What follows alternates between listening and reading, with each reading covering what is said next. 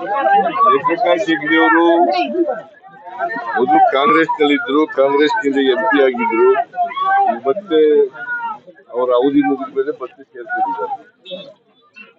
ಅದರಿಂದ ಪಕ್ಷಕ್ಕೆ ಹೆಚ್ಚು ಶಕ್ತಿ ಬಂದಿದೆ ಅಂತ ಹೇಳಿ ನಾನು ಅನ್ಕೊಂಡಿದ್ದೀನಿ. ಕರಾವಳಿ ಪ್ರದೇಶ ಹೈಕಮಾಂಡ್ ಅವರು ತೀರ್ಮಾನ ಮಾಡೋದು.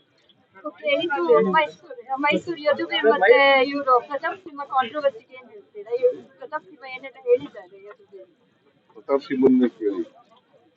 ಪಾಪ ಪ್ರತಾಪ್ ಸಿಂಹನಿಗೆ ತಪ್ಪಿಸ್ಬಿಟ್ಟಿದಾರಲ್ಲ, ಕೇಳಿ ಅವರು. ಕರಡಿ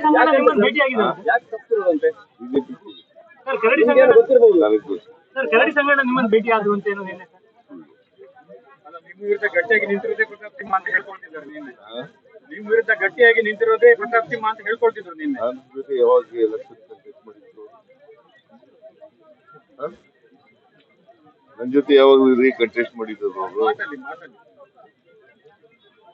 ಅವರು ಲೋಕಸಭಾ ಸದಸ್ಯರಾಗಿದ್ರು. ಬಹುಶಃ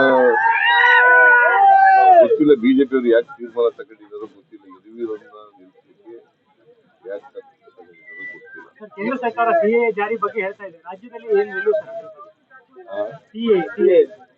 ನೋಡಪ್ಪ, CAA ಅದು ಚುನಾವಣೆಗೋಸ್ಕರ ಮಾಡಿರ್ತಕ್ಕಂಥ.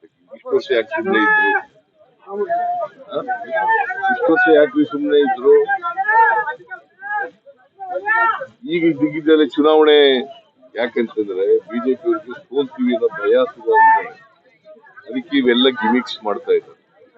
ರಾಜ್ಯದ ನಿಲುವೇನು ನಾವಿನ್ನೂ ನೋಡ್ಬೇಕು ಅದನ್ನ. ಆದ್ರೆ ರಾಜ್ಯಕ್ಕೆ ಯಾವುದೇ ಪಾತ್ರ ಇಲ್ಲ.